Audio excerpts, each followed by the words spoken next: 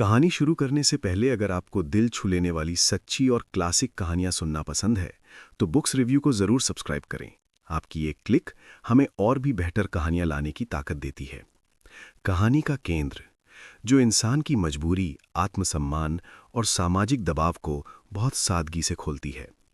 कहानी का केंद्र एक ऐसा पात्र है जो हालात से हार चुका है, लेकिन भीतर कहीं आखिरी बार कोशिश करने की जिद अब भी जिंदा है। वही कोशिश, वही हीला कहानी को उसका नाम और असर देती है। आत्मसम्मान बनाम समझौता। पात्र के सामने आसान रास्ता भी है, पर वह अपनी इज्जत के साथ जीने की आखिरी कोशिश करता है। समाज की चुप्पी।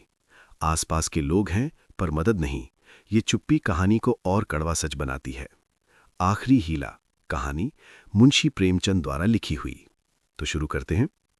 यद्यपि मेरी स्मरण शक्ति पृथ्वी के इतिहास की सारी स्मरणीय तारीखें भूल गईं, वो तारीखें जिन्हें रातों को जागकर और मस्तिष्क को खपाकर याद किया था, मगर विवाह की तिथि समतल भूमि में एक स्तंभ की भांति अटल है। न भूलता हूं, न भूल सकता हूं। उससे पहले और पीछे की सारी घटनाएं दिल में मिट गईं, उनका निशान तक बाकी नहीं। वो सारी अनेकता एक एकता में मिश्रित हो गई है, और वो मेरे विवाह की तिथि है। चाहता हूं उसे भूल जाऊं, मगर जिस तिथि का नित्य प्रति सुमिरन किया जाता हो, वो कैसे भूल जाए। नित्य प्रति सुमिरन क्यों करता हूं, ये उस विपत्ति मारे से पूछिए जिसे भगवत भजन के सिवा जीवन के उद्धार का कोई आधार न रहा हो। लेकिन क्या मैं वैवाहिक जीवन से इसलिए भागता हूं कि मुझमें रसिकता का अभाव है और मैं कोमल वर्ग की मोहनी शक्ति से निर्लिप्त हूं और अनासक्ति का पद प्राप्त कर चुका हूं? क्या मैं नहीं चाहता हूं कि जब मैं सैर करने निकलूं तो हृदयेश्वरी भी मेरे साथ विराजमान हो? विलास वस्तुओं की दुकानों पर उनके साथ जाकर थोड़ी देर के लिए रसमय आग्रह का आनंद उठाऊं? मैं उस गर्व और आनंद और महत्व का अनुभव कर सकता हूं जो मेरे अन्य भाइयों की भांति मेरे हृदय में भी आंदोलित होगा। लेकिन मेरे भाग्य में वो खुशियां, वो रंगरेलियां नहीं हैं, क्योंकि चित्र का दूसरा पक्ष भी तो देखता हूं। एक पक्ष जितना ही मोहक और आकर्षक है, दूसरा उतना ही हृदय विदारक और भयंकर। शाम हुई और आप बदनसीब बच्चे को गोद में लिए तेल या ईंधन की दुकान पर खड़े हैं। अंधेरा हुआ और आप आटे की पोटली बगल में दबाए गलियों में यों कदम बढ़ाए हुए निकल जाते हैं मानो चोरी की है। सूर्य निकला और बालकों को गोद में लिए होम्योपैथ डॉक्टर की दुकान में टूटी कुर्सी पर आरूढ़ हैं। किसी खोचे वाले की रसीली आवाज सुनकर बालक ने गगनभेदी विलाप आरंभ किया और आपके प्राण सूखे। ऐसे बापों को भी देखा है जो दफ्तर से लौटते हुए पैसे 2 पैसे की मूंगफली या रेवड़ियां लेकर लज्जास्पद शीघ्रता के साथ मुंह में रखते चले जाते हैं कि घर पहुंचते पहुंचते बालकों के आक्रमण से पहले ही ये पदार्थ समाप्त हो जाए। कितना निराशाजनक होता है ये दृश्य जब देखता हूं कि मेले में बच्चा किसी खिलौने की दुकान के सामने मचल रहा है और पिता महोदय ऋषियों की सी विद्वता के साथ उनकी क्षण भंगुरता का राग अलाप रहे हैं। चित्र का पहला रुख तो मेरे लिए एक मदन स्वप्न है, दूसरा रुख एक भयंकर सत्य। इस सत्य के सामने मेरी सारी रसिकता अंतर्ध्यान हो जाती है। मेरी सारी मौलिकता, सारी रचनाशीलता इसी दाम्पत्य के फंदों से बचने में प्रयुक्त हुई है। जानता हूं कि जाल के नीचे जाना है, मगर जाल जितना ही रंगीन और ग्राहक है, दाना उतना ही घातक और विषैला। इस जाल में पक्षियों को तड़पते और फड़फड़ाते देखता हूं और फिर भी जाल पर जा बैठता हूं। लेकिन इधर कुछ दिनों से श्रीमती जी ने अविश्रांत रूप से आग्रह करना शुरू किया है कि मुझे बुला लो। पहले जब छुट्टियों में जाता था तो मेरा केवल कहाँ चलोगी कह देना उनकी चित्त शांति के लिए काफ़ी होता था। फिर मैंने झंझट है कहकर उन्हें तसल्ली देनी शुरू की। इसके बाद गृहस्थ जीवन की असुविधाओं से डराया, किंतु अब कुछ दिनों से उनका अविश्वास बढ़ता जाता है। अब मैंने छुट्टियों में भी उनके आग्रह के भय से घर जाना बंद कर दिया है कि कहीं वो मेरे साथ न चल खड़ी हों, और नाना प्रकार के बहानों से उन्हें आशंकित करता रहता हूं। मेरा पहला बहाना पत्र संपादकों की जीवन की कहानियों के विषय में था। कभी 12 बजे रात को सोना नसीब होता है, कभी रत जगा करना पड़ जाता है। सारे दिन गली गली ठोकरें खानी पड़ती हैं। इस पर तुर्रा ये है कि हमेशा सिर पर नंगी तलवार लटकती रहती है। ना जाने कब गिरफ्तार हो जाऊं, कब जमानत तलब हो जाए। खुफिया पुलिस की एक फौज हमेशा पीछे पड़ी रहती है। कभी बाजार में निकल जाता हूं तो लोग उंगलियां उठाकर कहते हैं वो जा रहा है अखबार वाला। मानो संसार में जितनी दैविक, आधी दैविक, भौतिक, आधी भौतिक बाधाएं हैं, उनका उत्तरदायी मैं हूं। मानो मेरा मस्तिष्क झूठी खबरें गढ़ने का कार्यालय है। सारा दिन अफसरों की सलामी और पुलिस की खुशामद में गुजर जाता है। कांस्टेबलों को देखा और प्राण पीड़ा होने लगी। मेरी तो ये हालत है और हुक्काम हैं कि मेरी सूरत से कांपते हैं। एक दिन दुर्भाग्यवश एक अंग्रेज के बंगले की तरफ जा निकला। साहब ने पूछा, क्या काम करता है? मैंने गर्व के साथ कहा, पत्र का संपादक हूं। साहब तुरंत अंदर घुस गए और कपाट मुंद्रित कर लिए। फिर मैंने मेम साहब और बाबा लोगों को खिड़कियों से झांकते देखा, मानो कोई भयंकर जंतु हूं।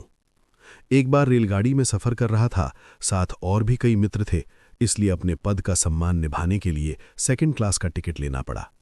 गाड़ी में बैठा तो एक साहब ने मेरे सूटकेस पर मेरा नाम और पेशा देखते ही तुरंत अपना संदूक खोला और रिवॉल्वर निकालकर मेरे सामने गोलियां भरी, जिससे मुझे मालूम हो जाए कि वो मुझसे सचेत है। मैंने देवी जी से अपनी आर्थिक कठिनाइयों की कभी चर्चा नहीं की, क्योंकि मैं रमणियों के सामने ये जिक्र करना अपनी मर्यादा के विरुद्ध समझता हूं। हालांकि मैं वो चर्चा करता तो देवी जी की दया का अवश्य पात्र बन जाता। मुझे विश्वास था कि श्रीमती जी फिर यहां आने का नाम न लेंगी, मगर ये मेरा भ्रम था। उनके आग्रह पूर्ववत होते रहे। तब मैंने दूसरा बहाना सोचा। शहर बीमारियों के अड्डे हैं। हर एक खाने पीने की चीज में विष की शंका। दूध में विष, घी में विष, फलों में विष, शाक भाजी में विष, हवा में विष, पानी में विष। ये मनुष्य का जीवन पानी की लकीर है, जिसे आज देखो वो कल गायब। अच्छे खासे बैठे हैं, हृदय की गति बंद हो गई। घर से सैर को निकले, मोटर से टकराकर सुरपुर की राह ली। अगर कोई शाम को सांगोपांग घर आ जाए तो उसे भाग्यवान समझो। मच्छर की आवाज कान में आई, दिल बैठा। मक्खी नजर आई और हाथ पांव फूले। चूहा बिल से निकला और जान निकल गई। जिधर देखिए यमराज की अमलदारी है। अगर मोटर और ट्राम से बचकर आ गए तब मच्छर और मक्खी के शिकार हुए। बस यही समझ लो कि मौत हरदम सिर पर खेलती रहती है। रात भर मच्छरों से लड़ता हूं, दिन भर मक्खियों से। नन्ही सी जान को किन किन दुश्मनों से बचाऊं। सांस भी मुश्किल से लेता हूं कि कहीं क्षय के कीटाणु फेफड़े में न पहुंच जाएं। देवी जी को फिर भी मुझ पर विश्वास न आया। दूसरे पत्र में भी वही आरजू थी।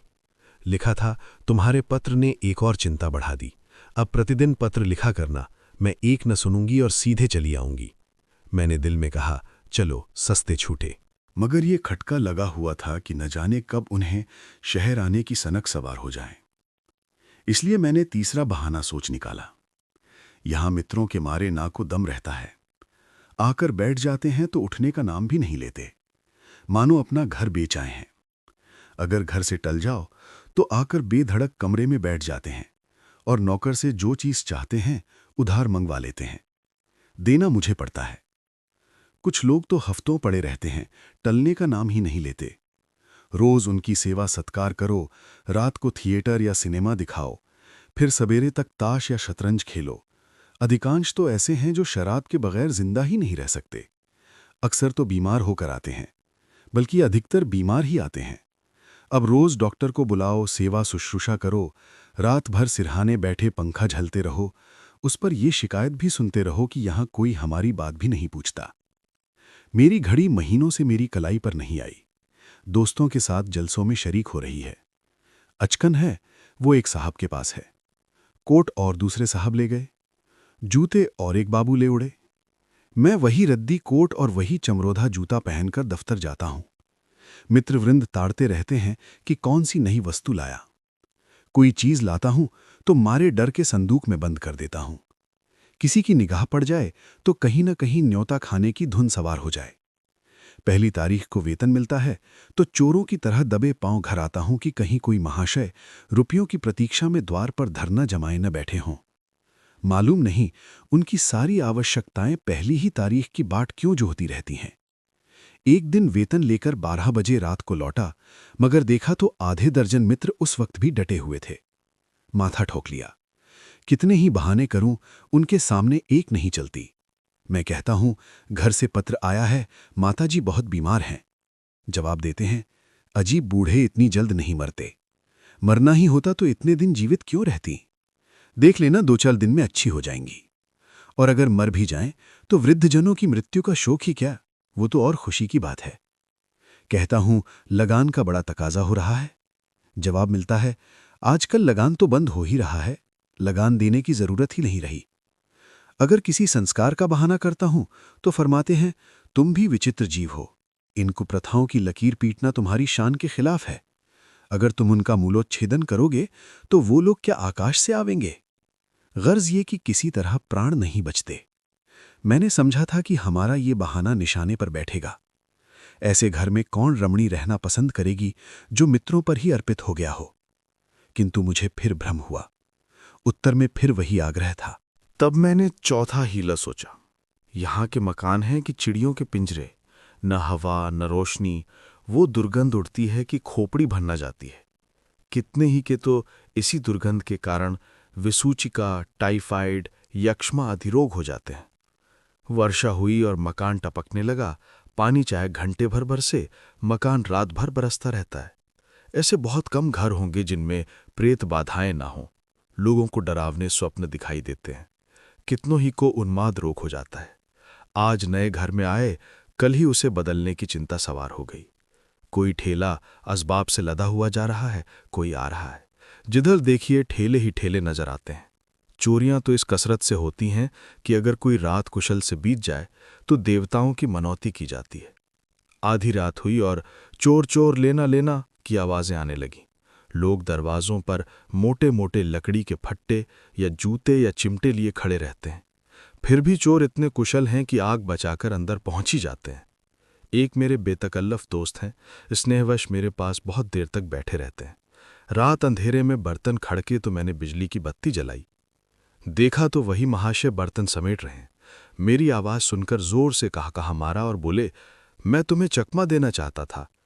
मैंने दिल में समझ लिया, अगर निकल जाते तो बर्तन आपके थे, जब जाग पड़ा तो चकमा हो गया। घर में आए कैसे थे ये रहस्य है।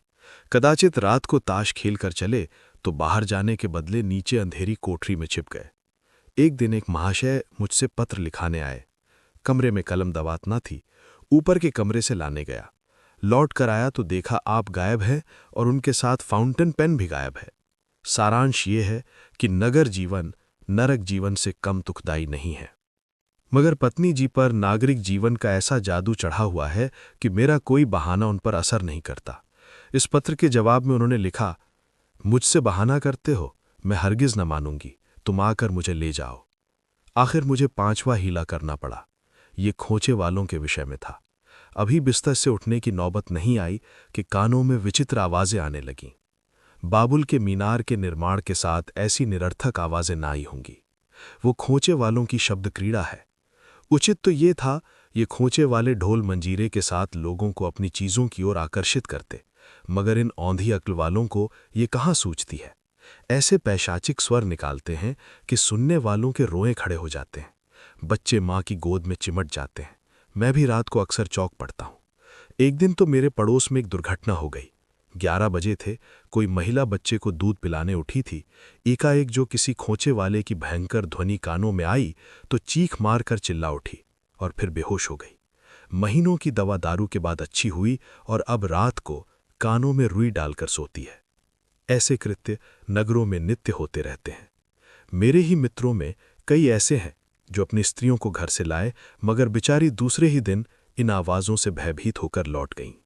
श्रीमती जी ने इसके जवाब में लिखा, तुम समझते हो मैं खोचे वालों की आवाजों से डर जाऊंगी? यहां गीदड़ों का हौवाना और उल्लुओं का चीखना सुनकर तो डरती नहीं, खोचे वालों से क्या डरूंगी? अंत में मुझे एक ऐसा बहाना सूझा जिसकी सफलता का मुझे पूरा विश्वास था। यद्यपि इसमें कुछ बदनामी थी, लेकिन बदनामी से मैं इतना नहीं डरता जितना उस विपत्ति से। फिर मैंने लिखा, शहर शरीफ जादियों के रहने की जगह नहीं। यहाँ की महरियां इतनी कटु भाषणी हैं कि बातों का जवाब गालियों से देती हैं, और उनके बनाव सवार का क्या पूछना। भले घर की स्त्रियां तो उनके ठाठ देखकर ही शर्म से पानी पानी हो जाती हैं। सिर से पांव तक सोने से लदी हुई सामने से निकल जाती हैं तो ऐसा मालूम होता है कि सुगंध की लपट निकल गई। गृहिणियां ये ठाठ कहाँ से लाएं? उन्हें तो और भी सैकड़ों चिंताएं हैं। इन महरियों को तो बनाव सिंगार के सिवा दूसरा काम ही नहीं। नित नई सजधाज, नित नई अदा, और चंचल तो इस गजब की हैं मानो अंगों में रक्त की जगह पारा भर दिया हो। उनका चमकना और मटकना और मुस्कुराना देखकर गृहिणियां लज्जित हो जाती हैं, और ऐसी दीदा दिलेर हैं कि जबरदस्ती घरों में घुस पड़ती हैं। जिधर देखो इनका मेला सा लगा हुआ है। इनके मारे भले आदमियों का घर में बैठना मुश्किल है। कोई खत लिखाने के बहाने से आ जाती है, कोई खत पढ़ाने के बहाने से। असली बात तो ये है कि गृह देवियों का रंग फीका करने में इन्हें आनंद आता है। इसलिए शरीफ जादियां बहुत कम शहरों में आती हैं। मालूम नहीं इस पत्र में मुझसे क्या गलती हुई कि तीसरे दिन पत्नी जी एक बूढ़े कहार के साथ मेरा पता पूछती हुई अपने तीनों बच्चों को लिए एक असाध्य रोग की भांति आ डटी।